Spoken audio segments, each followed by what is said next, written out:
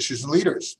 I'm your host, Mark Oppenheim, and today we'll talk about human rights with guests Silvia Argueta, Executive Director of the Legal Aid Foundation of Los Angeles, and John Echohawk, Executive Director of the Native American Rights Fund. A reminder to Zoom attendees that we'll take 3 snap polls during the show, and we'll announce results, and questions submitted through the Q&A function at the bottom of your screen will be included in our discussion. So thank you both for joining us.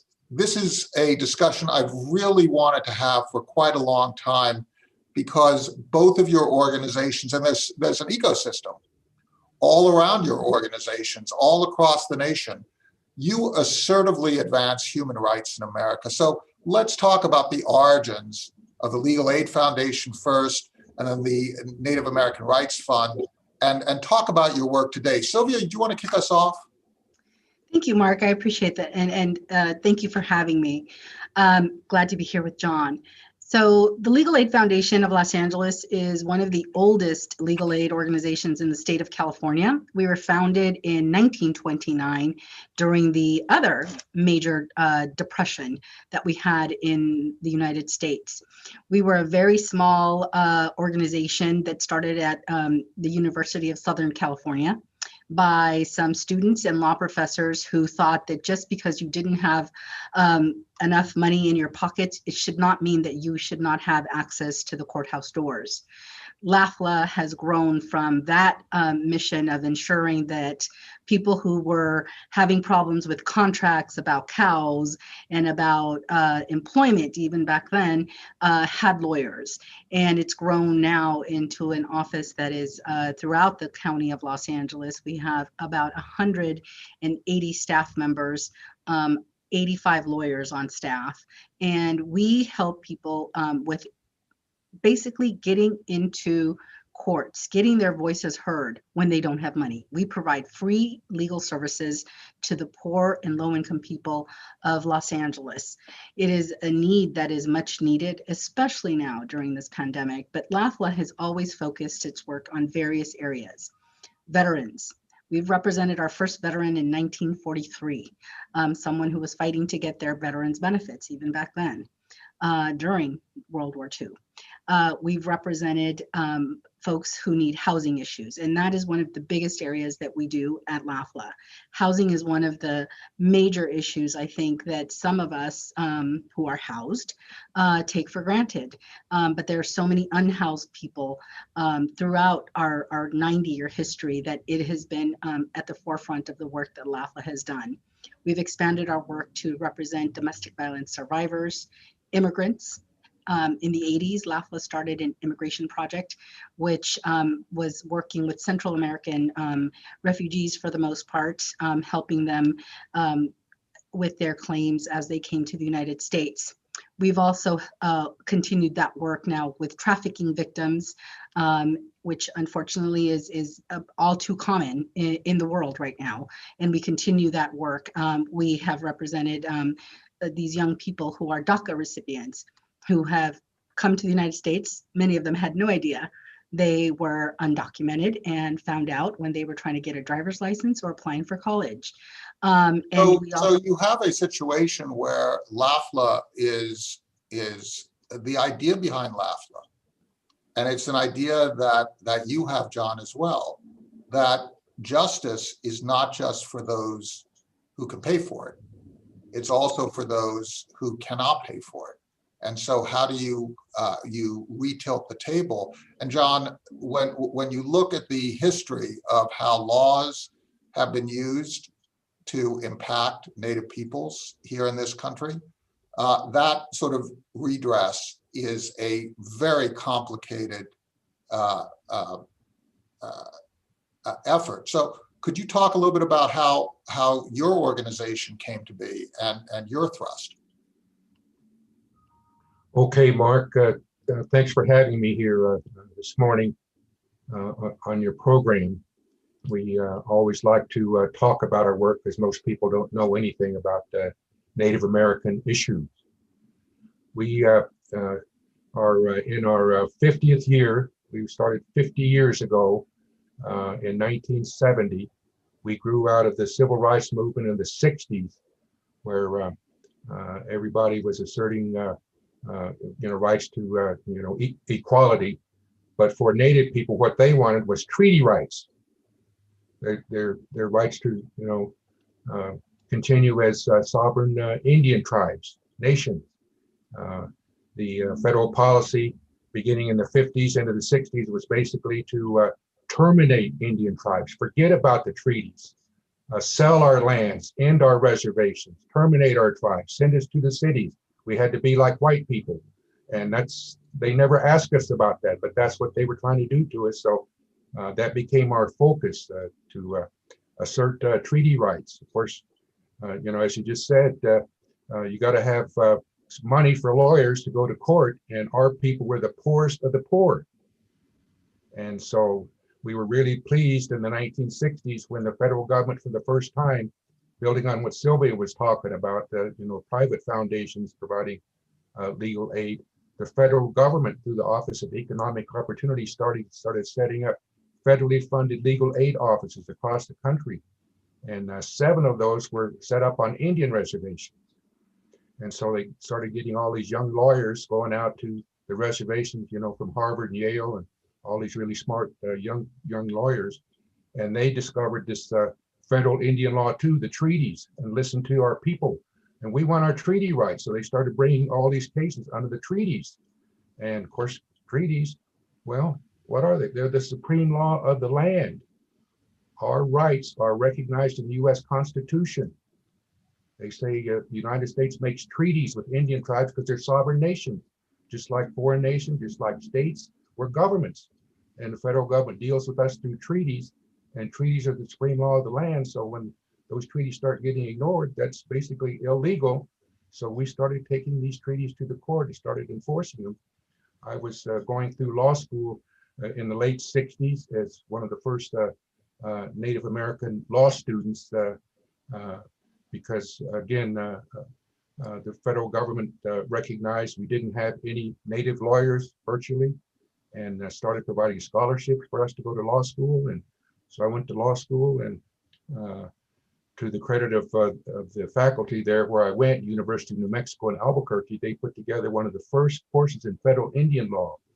So I learned about all these treaties and rights, and other Native students I was with, we all agreed our leaders, they don't really know this information. They don't know what's going on. And then we got connected with the legal aid lawyers on the reservations and really saw the potential for all of this. So when I graduated from law school, I worked together with some other lawyers and tribal leaders who had the same idea to start the National Indian Legal Defense Fund, called the Native American Rights Fund, modeled after the NAACP Legal Defense Fund, the Mexican American Legal Defense Fund.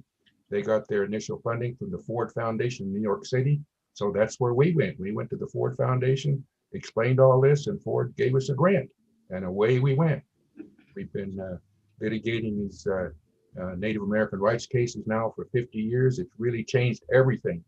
The old Indian termination policy is over. Now the federal government recognizes the policy of federal Indian self-determination and our right to exist as sovereign nations, and it's changed everything. We now have 18 lawyers and 3 offices, and we continue to represent our people. And this idea of it's one thing to make laws, it's one thing to legislate, but then there's the whole idea of access to the legal system. It's being equipped to fight for rights. It's being equipped to actually assert a voice.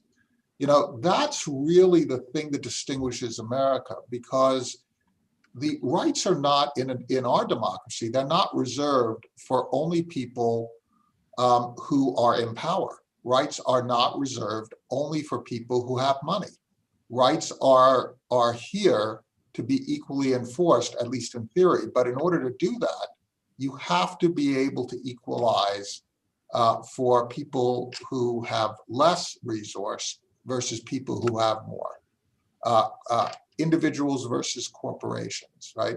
There needs to be some way of moving forward. So you're both, although you are very important organizations, you're small, but you are mighty. So how do you become the force that you need to be on behalf of those that you represent, Sylvia? How do you take the limited resources that you have and make sure that they're distributed in a way that has the greatest impact? Because you can't take every case, can you? Not.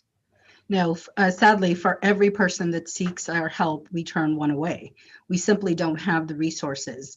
So we attack, and I mean attack, the issues that people are facing, that our clients come to our doors, that So the community is you facing. select issues based We on have to select the them. leverage and the importance across the community. John, do you do the same thing when you decide to take on an issue? You can't do everything, right? Your group can't do everything. Do you also strategically select the battles that you will fight, and you have to not fight other battles because you just don't have the resource to do everything? Yes, we're very strategic, Mark. We've got all Native American board of directors. They set these priorities, the most important issues. So that's what we look for. We get so many requests for assistance. We just focus on these priority issues and select the most important cases that are going to have the biggest impact for our people. So your board and your staff, and you listen to the people who you represent. And I guess, Sylvia, do you do the same thing? Does your board and your staff have these discussions in which you decide what your priorities are going to be in terms of how you use your limited resources? Absolutely. As a matter of fact, tonight they are reviewing the priorities, as we do every year, to make sure that those are the ones that we need to focus on in the coming year. And as you might imagine, with the pandemic, we are reviewing them to see, should we be shifting, or the favorite word, pivoting to something else. But in essence, they are always about access to justice. And as John mentioned, we are also funded and because of the creation of the Office of Equal Opportunity, the OEO, that created many legal aids. LAFLA has had a mission to ensure that the basic issues like housing, safety, security, employment, and immigration are our priorities, because you have to be selective in what you do. You can't do it all. And trust me, people come to us with education issues, which we do not do. They come to us with many issues that we simply have to prioritize, as John said, because we can't be everything to everyone. We have to be strategic about what issues we focus on in terms of access to justice. We're in the middle of a poll. We asked the very simple question. You know how people talk about the arc of history bending toward justice? We asked whether people believed it. And it's interesting. We've got about 18% of the people say that the arc of history favors justice. 35% people feel at this moment in time the arc of history favors injustice. And roughly half believe that the arc of history is neutral and that people can bend the arc of history depending on their actions. Do you feel that, John, that you're trying to bend this arc of history in a particular way? And when you look at how you do that and you choose your issues, what are the major issues that you're choosing on behalf of Native American rights? Well, our priorities are, like I said, Mark, been set by our board. In number one, the protection of tribal existence. That's our sovereignty under our treaties. Sovereignty, it's culture, right? Well, yeah, culture's third. Sovereignty's number one. Number two is protection of our homelands, our land base. And third is human rights. Our protection of our native religions and culture. Fourth is holding the government accountable to all the promises they made under the treaties and laws. And fifth is basically doing what we're doing now, and that's educating the public about tribes and developing Indian law. What is the importance of having allies that are not necessarily within the legal environment, Sylvia, but are able to either fund you, or maybe they're allies in getting the word out? As John said, part of this is educating the general public. How do you look at developing an ecosystem of allies that are not necessarily attorneys, but might bring other gifts to you, to your cause? So at LAFLA, we very much depend on so many allies that we have. both in government and frankly in the nonprofit sector through foundations and the general public.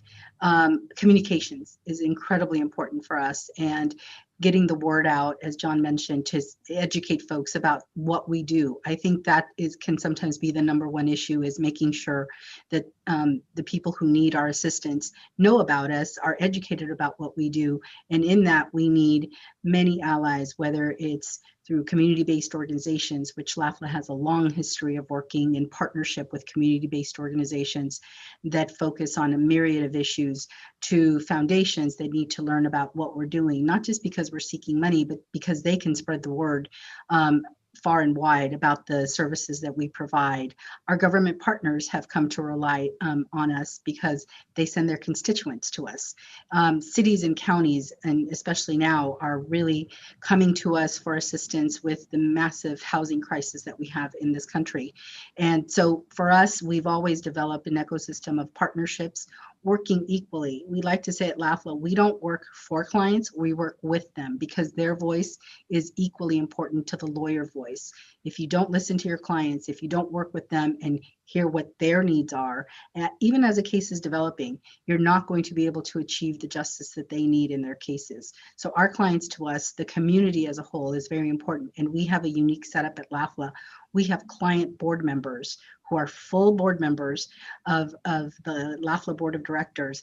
Their voice is at the table every time the Board of Directors meets, and they are the ears on the ground. They know exactly what's happening along with our staff, but it's important to always have the voice of the people you're serving right in front of you. Otherwise, some might say, it's lawyers coming up with what should we be doing.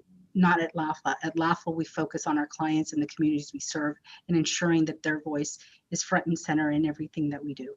So in your sense, as in John's, you're keeping in the center of your sensibility the fact that you serve individuals. You're not a purpose unto yourself. You want to understand the community needs. You want to make sure that the community itself is represented on your board, just as John does, because you're not leveraging your skills for a purpose only. You are advancing justice on a very personal level for individuals who must also have a voice in terms of how you do it. That is correct. It's important. The client voice is one of the most important voices in the organization, and we help individuals. We sometimes are able to do it broadly and change laws and policies, but we need to know what our clients, what the community-based organizations that work with us think and assist us in coming up with what should we be focused on. And that's why we do the priority setting, to ensure that not only the client voice is heard, community voice is heard, and that the board can decide what makes sense for the coming year for LAFLA to focus on. They don't change much, I should say, because there are some parameters: access to justice, civil rights, human rights, very important. But how we go about doing them, I think, is what we are focused on, to ensure that our clients have the voice that sometimes is very much denied to them. You know, equal justice under law has to be equal, not only in the courthouse, but in what we do and how we practice law. Now, we just completed a poll where we asked, when rights have been violated by the government or business or individual actors, are reparations proper?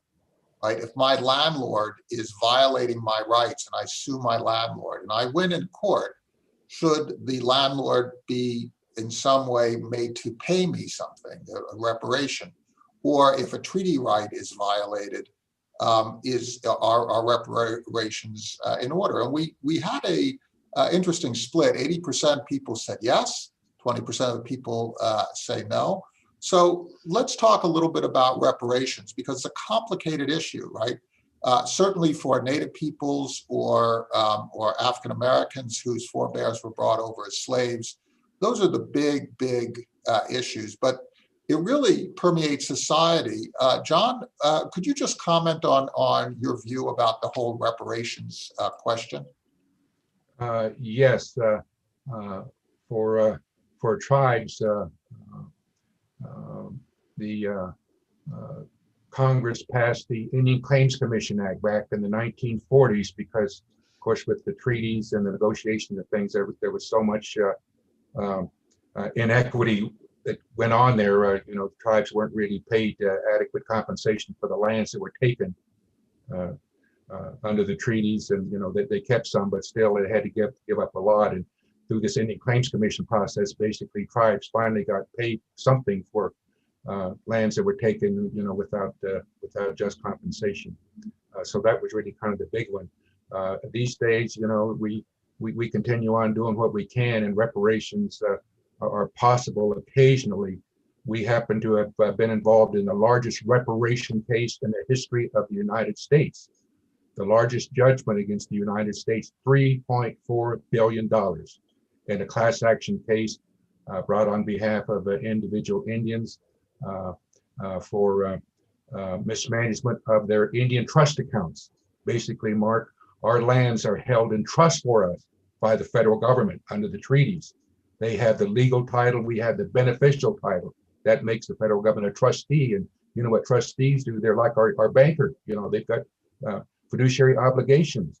And so whenever we lease our lands for any kind of development or something, the money goes to the federal government. They collect that money for us and hold that in accounts for us, trust accounts. And of course, they're supposed to invest that and report to us, et cetera, et cetera. And the federal government never really did a very good job of that. It's a bunch of bureaucrats with no money and no expertise, and basically these accounts got all fouled up, but we never got accountings. They didn't invest it properly, on and on. And we just kept complaining about this for decades. And Congress always said, yeah, this is wrong. We're going to fix it. We're going to fix it. And they never did. And so finally, some of those people called us. Okay, could you bring a big case against the federal government on behalf of all of us for mismanagement of our trust funds? Okay, so boy, here we went. It took us 14 years, all kinds of litigation, squabbling in the Congress. And anyway, finally, under the Obama administration, we finally got a settlement, $3.4 billion. And Silvia, when you look at people who are getting involved with you, very often they don't have time to spend in court. People have to be at work, and then if they win the case, there's so much investment in actually executing a case and trying to assert your rights. How do you feel about this whole idea of some sort of redress, and how does that unfold in your work? Do people really ever get healed in terms of financially when they assert their rights? I think it's a difficult question because when you lose your home, and which is the issue we're facing right now, is a lot of evictions taking place. You can hopefully stop the eviction, but the trauma that our clients suffer with just knowing that they could lose their home, they could end up on their street, their children could be out there with them, or seniors, that emotional toll that it takes, that I think that when we talk about reparations, every case is about reparations. It's just that we don't say it when it's a corporation getting reparations from either the government or another corporation. It's only when I think it's folks who have generally been considered not corporate actors or others that we talk about reparations. And every case has a remedy, but does the remedy make you whole? I think in some cases it can financially make you whole, but for example, take the case of a domestic violence survivor. They can get the restraining order against the abuser. They can get child support for their children, but making the client whole is another story. And I think it's only part of the story. So the monetary remedy can be there, but it's the toll that it takes on someone as a human being. And I think that's where I'm very proud of the staff at LAFLA, because we look at clients holistically and what their needs are. We've worked with social workers to ensure that they can work with them as they move forward in their lives, that they get the needed counseling, because it isn't just about the economic remedy, which is important for the poor and low-income people. that we represent, absolutely necessary, but it doesn't necessarily always make you whole. And we have to look beyond the financial remedy into what else can we do as an organization to put them in touch with social workers, work with other entities that can hopefully begin to make people whole. It's very difficult. I think the toll, the psychological toll that being poor takes on folks is something that is not often talked about, and something that we need to deal with as a country, but definitely as a nonprofit legal organization, we see it every single day. And that's why we've gone beyond the case help and work that we do. We also talk about what is the social impact that these cases have on our clients, because it does take a toll every single day. We see it. We see it in them. And we also see the triumph when we win a case and someone feels like somebody finally was on their side, working with them to begin a new chapter in their lives. We know people come to us at the worst moment in their lives. And that's why we're here to work with them, to make sure that not only are their court cases handled, but that beyond that, we look at our clients as a whole, as a human being, rather than just case number 10. I feel like we have so much more to talk about, but we're coming to the end of our time. We just completed a poll that I'd like you each to comment on. We asked whether the respondents believe that Americans' focus on human rights as an issue is affected by which political party has power. This is something that's always disturbed me, because America ought to be constant in our fight for justice and human rights. But the respondents basically felt that that depending on which political party is in power, there's either an emphasis or a de-emphasis on justice.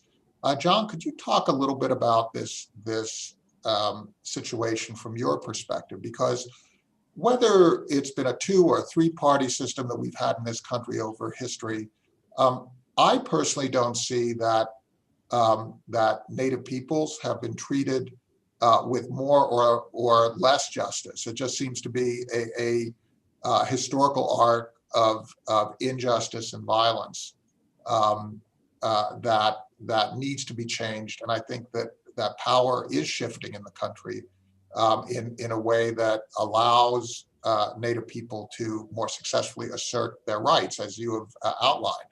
But how do you see the development of American politics in terms of justice? As I said at the outset, Mark, ever since 1970, when the federal policy of termination of tribes was changed to Indian self-determination, where tribes could determine for themselves their future and maintain their treaty rights and their land and culture and identity. We've had a pretty good run there for 50 years, and all the administrations have supported that policy, all the Congresses. It's just that from time to time, different administrations or different Congresses will be more supportive or less supportive of those issues, kind of depending on what they are.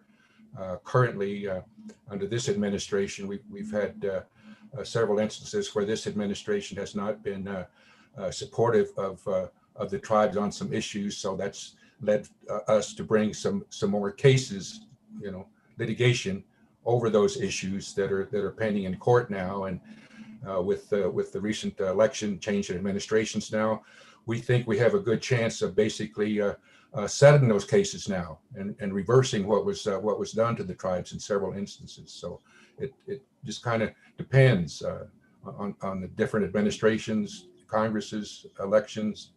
And you never can tell. You just have to see how it goes. But you don't see a particular pattern, is what you're saying. Sometimes it's better, sometimes it's worse, but there's not a particular pattern in terms of political party. No, not really. And Silvia, how do you see this in terms of our politics and how they intersect with rights? Do you feel like it really matters which of the political parties is in power in terms of its focus on human rights from your perspective?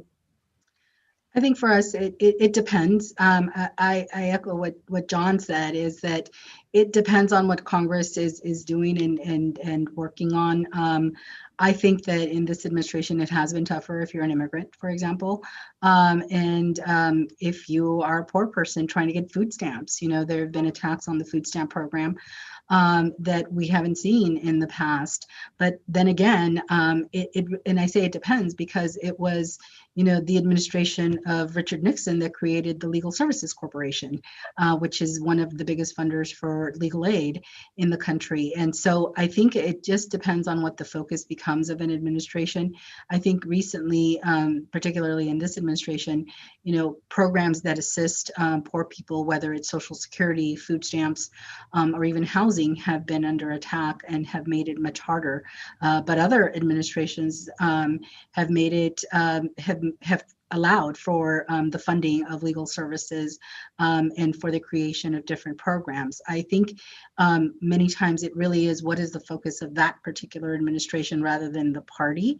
Although, it was the war on poverty as articulated by the Johnson administration that created most of the legal aid programs and began the OEO program. But I do think it's been a tough 4 years. Well, I'll let you have the last word, Silvia. This has just been a great discussion. There's so much more we can chat about.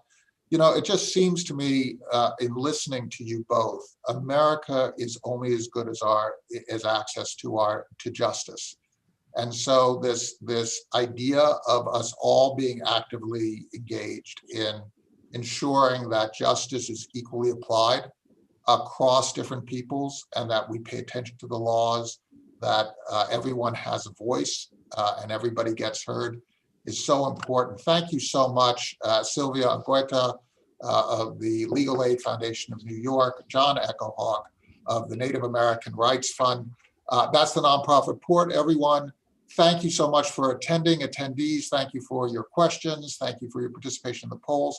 Please mask up. Everyone stay safe and have a wonderful holiday season as we enter that time.